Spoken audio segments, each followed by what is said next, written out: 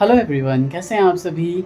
मेरा पसीना नहीं सूख रहा है, आज इतनी ज़्यादा गर्मी है, लेकिन फिर भी मेरे कार्तिक के हॉलीडे होमवर्क के लिए एक स्पेशल होमवर्क मिला हुआ है। कार्तिक को क्या मिला हुआ है? फादर्स डे का स्पेशल होमवर्क। फादर्स डे का स्पेशल होमवर्क मिला हुआ है।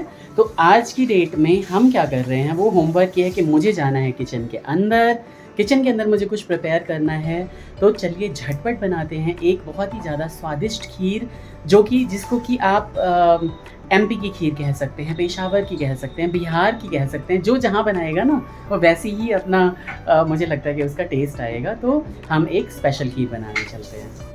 खीर बनाने के लिए सबसे पहले मैंने लिए यहाँ 11-21 के चावल, यानी ये बासमती चावल हैं, बहुत ही अच्छे। इसमें थोड़ा बहुत धान दिख रहा है, इसको साफ़ करके वॉश कर लेना है और थोड़ी देर के लिए इसे पानी में भिगो देना है। ड्राई फ्रूट्स ले लिए हैं भर भर के, और इसके अलावा मैंने यहाँ पे थोड़े इलायची भी ले लिए थोड़ी। अब इन सब का क्या काम है ये तो आपको धीरे धीरे पता चल जाएगा, लेकिन तैयारी में सबसे पहले यही है जी। आ गई है हमारी शोभी तैयार होके। सबको हेलो कर दो, सबको राधे राधे करो, कर दो राधे राधे। हाँ, वेरी गुड। चावलों को अच्छे से हमने छांट के और वॉश कर लिया है, बहुत ही अच्छे से वॉश कर लिया है। और थोड़ा सा पानी डाल के इसको थोड़ी देर के लिए फूलने के लिए रख देंगे। यहाँ पे एक हमने बर्तन ले लिया है, उसमें पानी डाल दिया, बहुत थोड़ा सा पानी है, देखिए, है ना, सिर्फ इसलिए क्योंकि हमें सिर्फ चावल पकाने हैं। और जो हमने ये चावल गीला करके रखा हुआ था ना, इसी के साथ ये सारा पानी के साथ हमने ये चावल अंदर डाल दिए। चावल हमें बिल्कुल चावल की तरह बनाने हैं, दिखा हुआ इधर एक बार, चावल की तरह, यानी कि पूरा पानी जब सूख जाएगा इन चावलों का, तो इन चावलों के साथ कुछ होने वाला है। और क्योंकि ये 11-21 के बहुत टेस्टी से बासमती चावल है, तो खुशबू से पूरा घर भर गया है इसकी। यहाँ पे एक कढ़ाई ले ली है, इसमें कुछ करना है, अब जब करूँगा तो बता दूँगा। अब प्रिपरेशन के लिए यहाँ पे हमने क्या किया है कि करीब 125 ग्राम, यानी अगर आप 250 ग्राम चावल ले रहे हैं ना, तो उसमें 125 ग्राम के करीब अच्छी क्वालिटी का, ये मैंने टाटा के रस्क मंगाए थे, आप ब्रिटानिया के, पार्ले के, कोई भी आप रस्क मंगा सकते हो। और उस रस्क को इस तरीके से चूरा करके और आप डाल दो इसको मिक्सी में। मिक्सी में ही मैं क्या करूँगा कि यहाँ पे मैंने ये करीब 5-6 इलायची है, ये देखिए, इन इलायची को मैं मिक्सी में डाल दे रहा हूँ। उसके बाद मैं ये सारा क्रश किया हुआ जितने ये रस्क हैं ये मैंने डाल दिए हैं।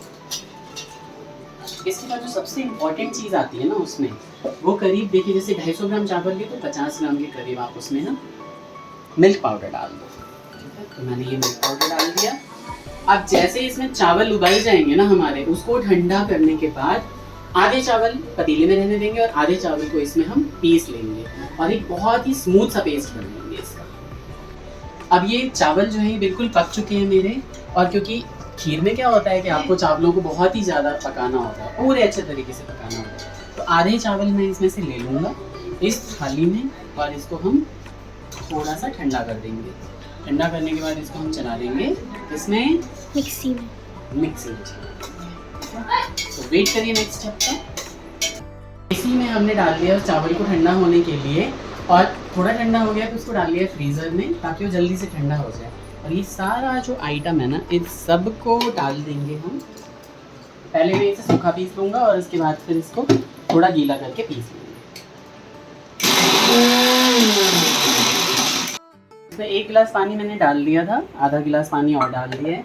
चावल जाएंगे तो थोड़ा सा पानी और जाएगा इसमें।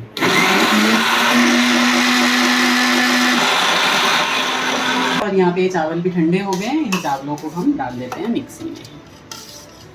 तो इस तरीके से हम ये एमपी की खीर या सिंधी खीर, लेकिन इसमें एक ट्विस्ट है। और ट्विस्ट क्या है? इतनी सारी चीज़ें तो आपने देख ली भाई, इतना कौन करेगा खीर बनाने के लिए, लेकिन वो जो ट्विस्ट है ना, वो भी बहुत बढ़िया सा ट्विस्ट है, जो इसके टेस्ट को इतना ज़्यादा एनहेंस कर देता है कि आपको एकदम मज़ा आ जाता है खीर खा के। स्मूथ सा इसका बैटर तैयार हो गया है। इलायची खाली आपको दिख रही होगी इसके अंदर, इलायची का छिलका मैं नॉर्मली छिलका नहीं उतारता कभी भी, क्योंकि उसका टेस्ट भी एनहेंस हो जाता है फिर। अब क्या करना है, मुझे ले लेना है एक छोटी सी कढ़ाई जो यहाँ पे रखी हुई है ना, वो किस लिए रखी हुई है, इसको पूरा अच्छे से मैं सबसे पहले गरम कर दूंगा। और इसमें मुझे लगता है कि इतनी चीनी तो इस पूरे पतीले में चली ही जाएगी, ठीक है। तो इसलिए इस चीनी का जो 10%, 15%, 20% पार्ट है, उसमें हम क्या करेंगे कि इसको थोड़ा सा कैरमलाइज कर लेंगे। कैरमलाइज करना है, जलाना बिल्कुल भी नहीं है, धीरे धीरे करना है कैरमलाइज, जिससे कि कैरमल भी बन जाए। और जब कैरमल बनता है उसमें अगर आप दूध डाल रहे हैं या उसको अगर आप कहीं डाल रहे हैं तो बहुत ही गर्म होता है, वो आपके मुंह पे आता है एकदम। तो इसलिए बहुत ही सावधानी से करें और आराम आराम से करें, ठीक है। तो ये मैंने देखा कि ये अभी इतनी देर में ही गर्म हो गया है, क्योंकि ये बहुत ही नॉन स्टिक तो कहने ही वाली बात होती है, एल्यूमिनियम होते हैं ये सारे। तो इसमें मैंने इतनी चीनी डाल देनी है जिससे कि ये कैरमलाइज हो जाए। करीब मैंने 20% चीनी डाल दी है और बिल्कुल धीरे धीरे आंच पे ये कैरमलाइज हो जाएगी। इसमें आपको बिल्कुल पानी नहीं डालना है, दूध नहीं डालना है, जब तक ये कैरमलाइज ना हो जाए। ये बहुत मोटी चीनी है, इसलिए मैंने बहुत तेज़ आंच पे इसको कैरमलाइज करना चालू कर दिया है और अब एकदम धीरे कर दिया है मैंने इसकी आंच को। थोड़ा सा समय तो लगता है, लेकिन चीनी एकदम कैरमलाइज हो गई है। और इसको अब और थोड़ा सा हल्का सा, जिसमें ब्राउन हो जाएगा ना, इसका कलर हल्का सा चेंज होने लग रहा है, थोड़ा सा और चेंज हो जाए तो इसको हम इस पतीले में डाल देंगे। अब ये रिकॉर्ड कर पाए या नहीं कर पाए ये इसकी गारंटी नहीं है। कलर एकदम परफेक्ट हो गया है, कैरमल वाला कलर आ गया है।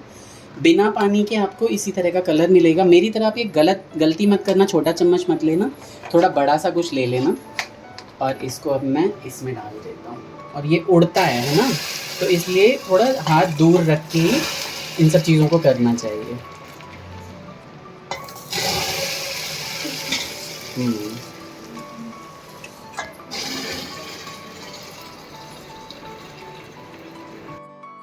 तो आप देखिए इसमें ये हल्का सा ब्राउन सा कलर आ गया होगा, शायद आपको दिख रहा है या नहीं दिख रहा है मुझे नहीं पता, लेकिन ये आ चुका है ब्राउनिश कलर। इस स्टेज पे हम यहाँ पे ये जो हमने बनाया है ना, ये सारा एकदम तेज आंच करके, देखिए जब एकदम बुलबुले आ रहे हैं नीचे भी, और इसमें डाल देंगे और थोड़ा सा पानी भी इसमें मिला के धो के डाल देंगे।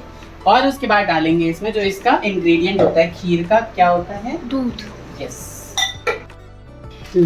यहाँ पे हमारे पास है ये 1 लीटर टोन और 1 लीटर फुल क्रीम, लेकिन आप फुल क्रीम ही यूज करना। हमारे पास फुल क्रीम है नहीं, इसलिए हम 1 लीटर टोन यूज कर रहे हैं और 1 फुल क्रीम। चलिए डालिए,